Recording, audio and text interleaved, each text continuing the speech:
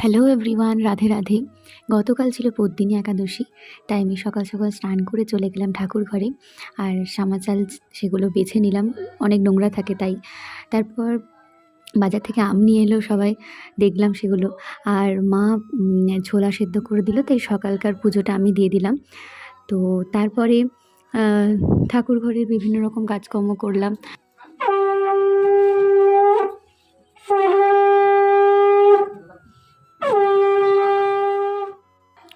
তারপর প্রসাদ গ্রহণ করলাম।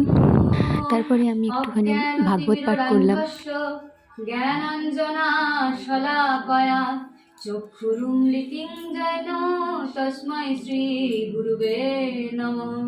শ্রী চৈতন্য মনোভীষ্টং স্থাপিতং যেন ভূতলে স্বয়ং রূপ কদা মধ্যং দদাতি সপদন্তিকম। তারপরে দুপুরবেলায় সেই সামাচালের ভাত মা রান্না করলো, আর তারপর মা দুপুরবেলায় পুজোটা দিল।